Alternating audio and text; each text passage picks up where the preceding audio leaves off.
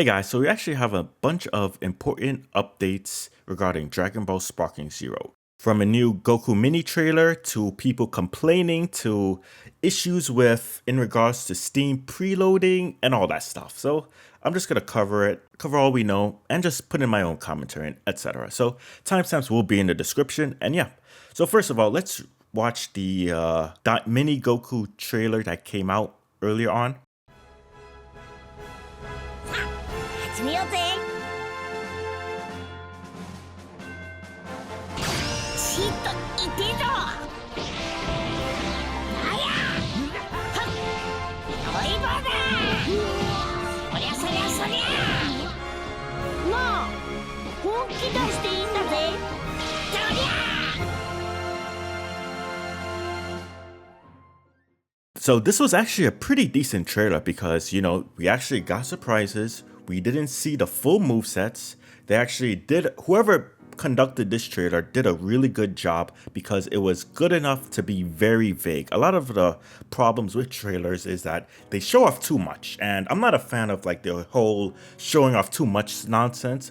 But with Mini Goku, they just kept a lot of things secretive, and which is great. For me, I actually want to try out this character because he's one of the few characters that hasn't been spoiled or completely revealed by constant demo gameplay or quotations final build nonsense. This approach is the one I'm actually a fan of. Keep things secretive, keep things hidden, and the reason why it's likely because of that is because it has to likely align with the whole Dragon Ball DAIMA official anime release. You know, you don't want to show off new stuff that wasn't revealed in the actual anime. I wouldn't be surprised if we get like another new DAIMA Goku that has access to Super Saiyan 1, 2, and 3 that shows off a lot more. Chances are they're just doing this just because of just to fit in with the anime. Even if you don't pre-order the game, it's okay because Bandai Namco will be selling the DAIMA Goku separately. I don't know if it's going to be sold separately immediately after release or if it'll take a few days to a week or so,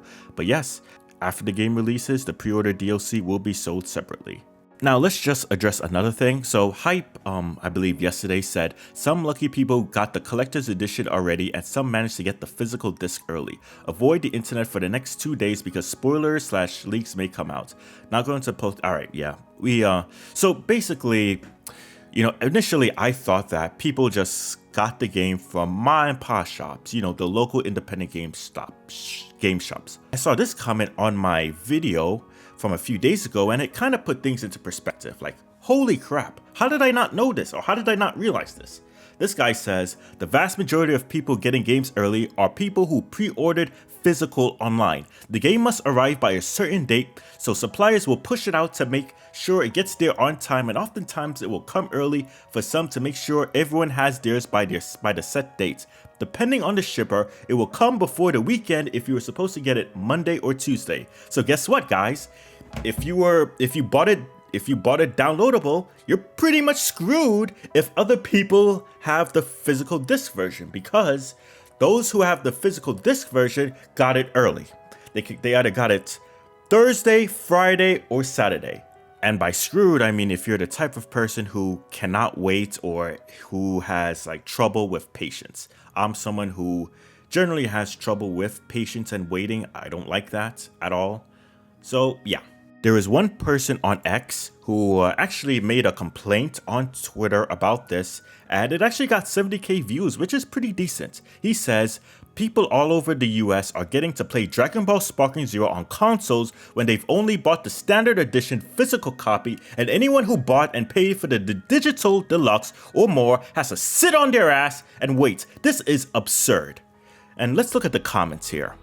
Obviously, so just to let you know as a disclaimer, I don't know if this is just the standard edition or the Ultimate Edition. I'm thinking Ultimate Edition, but again, I don't know. But let's look at the comments here. It's insane that I spent $30 more on an already full-priced game to play it 3 days early and don't even get to be one of the first with everyone else, and now the next couple days, the entire game is gonna be online.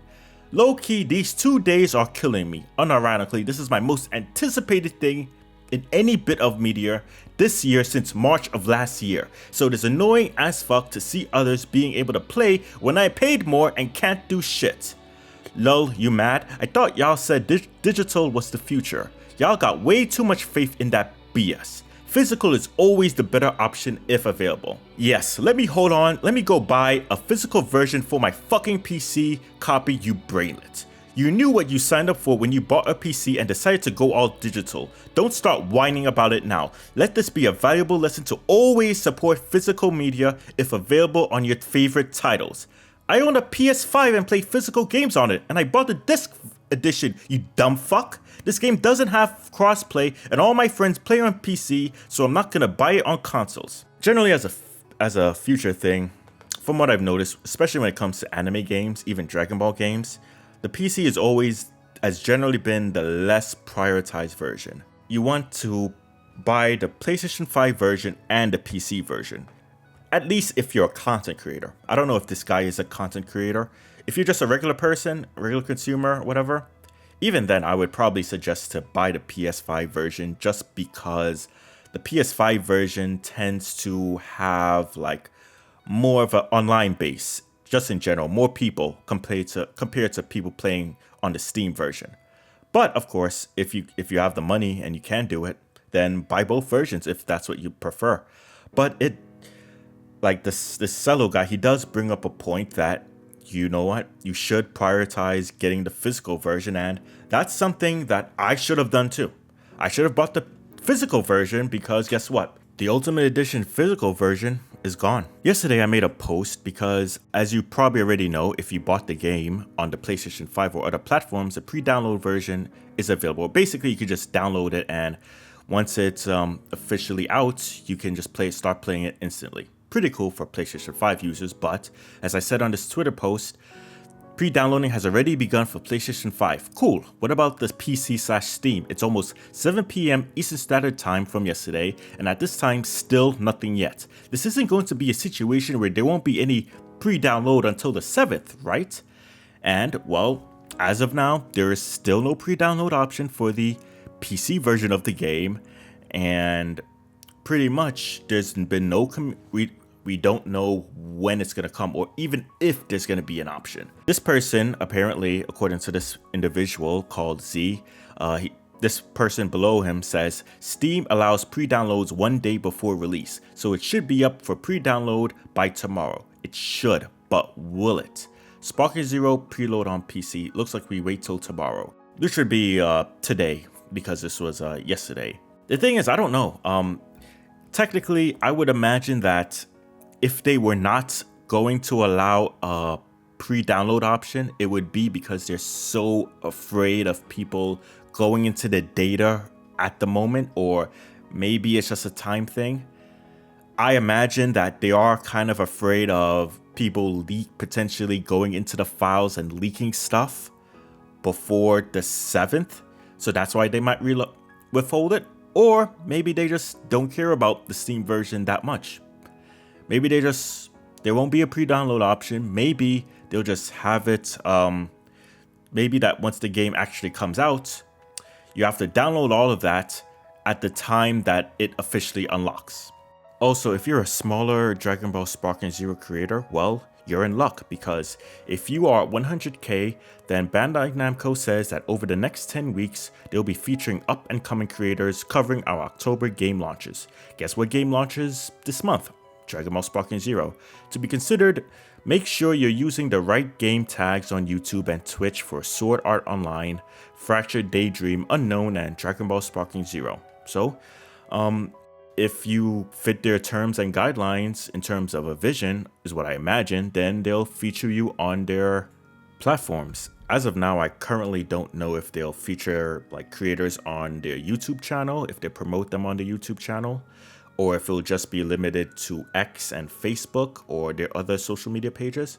I guess we'll have to find out more information, but as someone who's been covering Bandai Namco games for a long time, this is the first time I've ever seen something like this, which is good.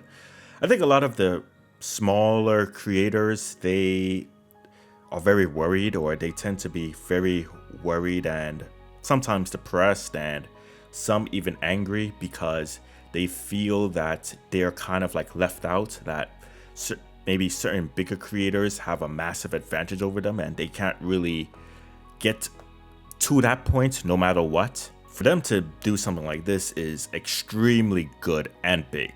So if you're a creator who's under 100k, then you're gonna benefit from this. My only suggestion is, as long as you're not someone who just like curses a lot or does a lot of explicit stuff, but that's kind of like with everything. You know, it's kind of like comes to a point. You know, you can't just like curse and show off inappropriate stuff and then expect to be featured. But obviously this is just a theory of mine. I don't know any of their terms and guidelines. One thing I will say, out of all the creators I've seen, I think this guy right here, President Rose, probably has the biggest chance of getting to 100k or even 200k in less than a year. Me and him have never really had a conversation, so I'm not glazing him, but he's one of the few people who I've seen like some of his videos here and there and his live streams. He's pretty entertaining and he just says it how it is, and he's another person who, like a lot of other creators, they've been grinding, whether it's every single day or every other day. And now we're pretty much at the end game here. We don't have to worry about any more demo gameplay, no exclusive stuff, no like 8 different creators, including me, commentating or talking about 30 minutes of gameplay or Ultra Instinct stuff or Goku Black stuff. None of that. All of us get to play the game ourselves once it's officially out for everyone, and that's honestly all I wanted. For me, all I wanted was for everyone to be able to play the game at the same time. And one thing I'll say, regarding Rhyme Style, he's probably one of the few, if not best people in the Dragon Ball Sparking Zero community as a whole. Now, some people might like him, some people hate him. It is what it is. He allowed people to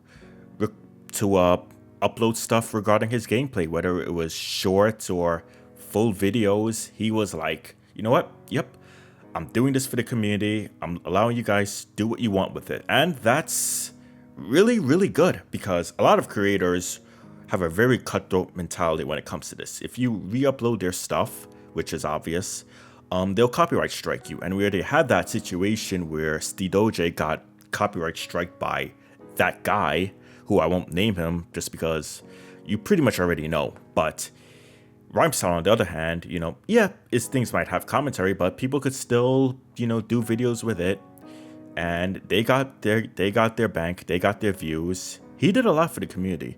Same thing with Endukaba. I'm not in any friend groups with them. We don't really have any mutual friends, but even he was happy to allow people to upload stuff regarding their footage, and that's really good.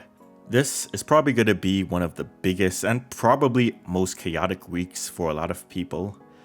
So for me, what I just plan on doing is around tomorrow, I'm just going to avoid everything regarding the internet. Most things regarding the internet. Not going to go on Reddit. Not going to check X or Twitter. Probably not even going to check my comments. I'll probably just focus on just doing other things and waiting until the game is out, and then I get to do what I want.